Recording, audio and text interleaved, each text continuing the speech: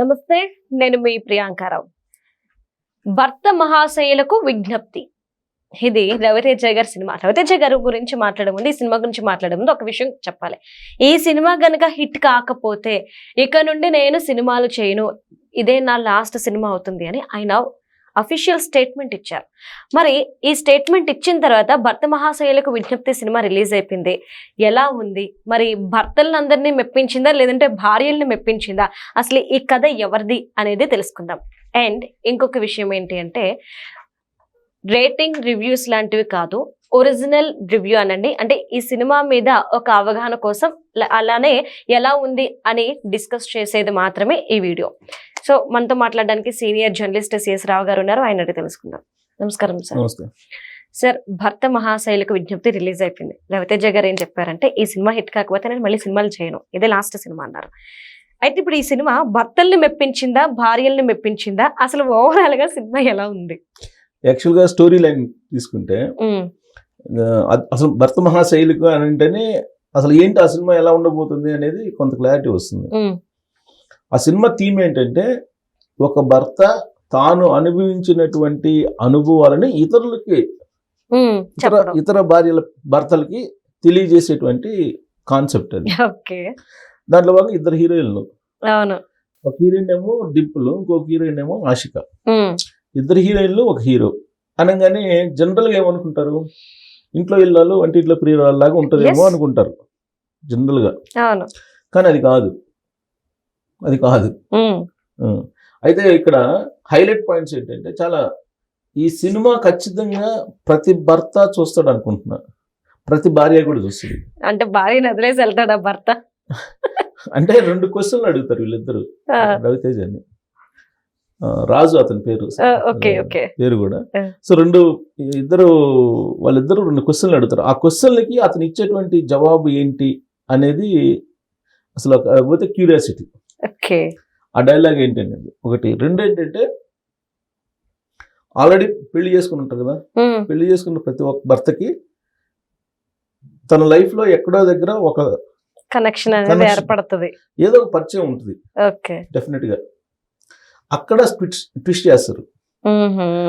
ఆ రెండో అదే హీరోయిన్ తోటి అక్కడ టచ్ ఉంటుంది.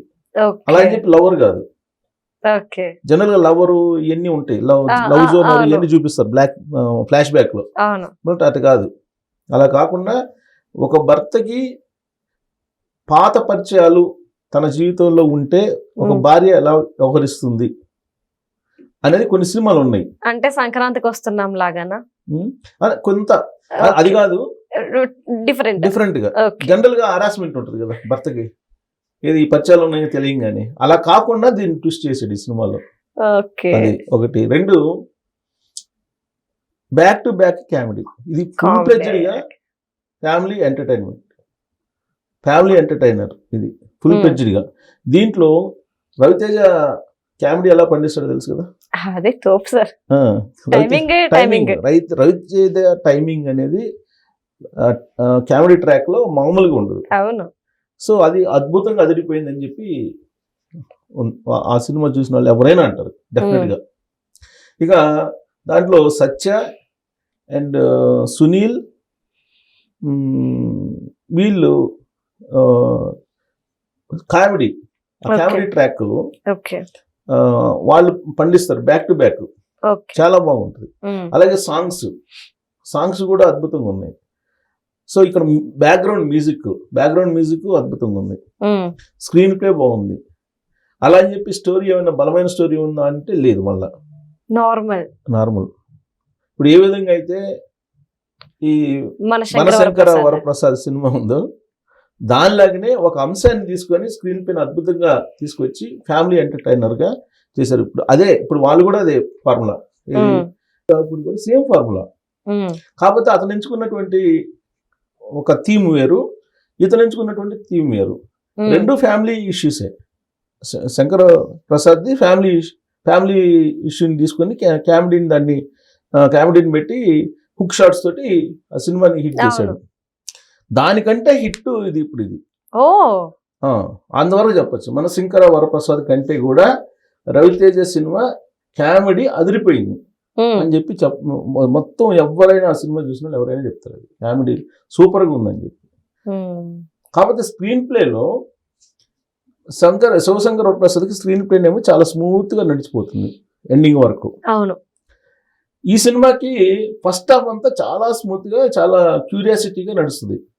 సెకండ్ హాఫ్ వచ్చేటప్పుడు కొంచెం స్లో అయినట్టు కనిపిస్తుంది. నరేషన్ స్లో అనిపిస్తుంది అంతే. అంతకు మించి దీంట్లో మనం తప్పు పట్టాల్సింది ఏమి లేకుండా కిషోర్ తిరుమల డైరెక్టర్ అద్భుతంగా దాన్ని చేశారు. ఫ్యామిలీ మొత్తం వెళ్ళి హ్యాపీగా చూసి ఎంజాయ్ చేసి రావచ్చు సంక్రాంతి. అద్భుతంగా తిరుమల కిషోర్ బ్రహ్మాండంగా తీశాడు. అందుకే రవితేజ చెప్పుకుంటాడు ఈ సినిమా ఒకవేళ హిట్ కాకపోతే నేను ఇంకా సినిమాలు తీయనని చెప్పి ఎందుకన్నాడంటే అంత కాన్ఫిడెంట్ ఉండి ఉంటుంది అతనికి. అంత కాన్ఫిడెన్స్ ఉంది కాబట్టి డైలాగ్ వచ్చేసింది. ఆ మాట అన్నాడు, లేదంటే అనడు. భయపడి ఉండేవాడు. అందులో హీరోయిన్లు కూడా ఇప్పుడు యూత్ కి కనెక్ట్ అయ్యేటువంటి హీరోయిన్లు కొత్తగా ఉంటారు కదా. ఇప్పుడు శంకర్ వరప్రసాద్ అయితే మనకి నయనతార ఆల్రెడీ అందరికి నోన్ కదా, కానీ వీళ్ళు అట్టు కాదు, కొత్త వాళ్ళు డింపుల్ కానీ రెండో హీరోయిన్. సో వీళ్ళు కనెక్ట్ అవుతారు, వీళ్ళ క్యారెక్టర్స్ కూడా కనెక్ట్ అవుతాయి. సో అన్ని రకాలుగా దీన్ని మసాలా అద్దాడు ఈ సినిమాకి. సార్ అంటే సినిమా రిలీజ్ అవడానికి ఒక 2 days ముందు ఒక న్యూస్ బయటకు వచ్చింది. డింపుల్ హైతే ఒక ఇంటర్వ్యూలో చెప్పింది అనమాట, నేను దాసరి నారాయణ గారి మనవరాలిని అని. సో అంటే ఈ స్టేట్మెంట్ కూడా మూవీకి కలిసి వచ్చింది అని అనుకోవచ్చా? ఎక్కువ మంది ఓకే దాసరి గారి మనవరాలు కదా ఒకసారి చూద్దాం, ఇప్పటి వరకు చూసింది వేరు ఇప్పుడు చూసింది వేరు అన్న పాయింట్ ఆఫ్ వ్యూ వెళ్ళడానికి, బజ్ క్రియేట్ అవ్వడానికి డెఫినెట్ గా ఉంటుంది కదా.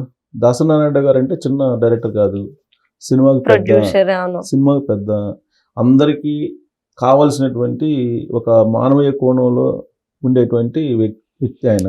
సరే అంటే భౌతికంగా మన దగ్గర లేకపోయినప్పటికీ ఆయన మీద ఎవరు కూడా సినిమాకి సంబంధించి ఇండస్ట్రీ వాళ్ళు ఎవరు ఒక ఆరోపణ కానీ విమర్శ కానీ చెయ్యరు.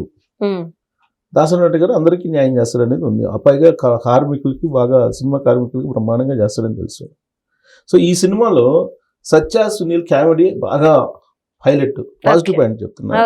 తర్వాత రవితేజ కామెడీ టైమింగ్, తర్వాత మాస్ మహారాజా ఎనర్జీ, ఆ ఎనర్జీ ఇప్పటికీ తగ్గలేదు, ఎప్పటిలాగే అది కనిపిస్తుంది అనమాట. ఫస్ట్ హాఫ్ ఫుల్ జాలీగా నడిచిపోద్ది, ఆ సినిమా థియేటర్లో కూర్చున్నట్టు కూడా ఫీల్ ఉండదు, అంత జాలీగా నడిచిపోద్ది. Back to back comedy scenes ఉన్నాయి దాంట్లో, అద్భుతంగా ఉంది. తర్వాత భీమ్స్ సుసల్య మ్యూజిక్, ఇది బ్యాక్గ్రౌండ్ హైలైట్. ఇప్పుడు మీకు శంకర్ ప్రసాద్లో బ్యాక్గ్రౌండ్ వీక్, ఒక సాంగ్ తప్ప మిగతా వీక్, కానీ ఇక్కడ బ్యాక్గ్రౌండ్ చాలా హిట్. తర్వాత ఓవర్సీస్ లో యుఎస్ లో కానీ యూకేలో కానీ ప్రీమియర్ లో 100% పాజిటివ్ టాక్ అవుతుంది.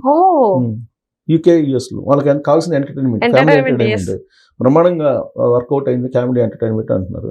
ఇక రన్ టైం వచ్చేసి 2 గంటల 10 నిమిషాలు. ఎలా అయిపోతుందో తెలియదు, అంత ఈజీగా అయిపోతుంది. 2 గంటల 10 నిమిషాలు అప్పుడే అయిపోయింది అన్నట్టుంటుంది.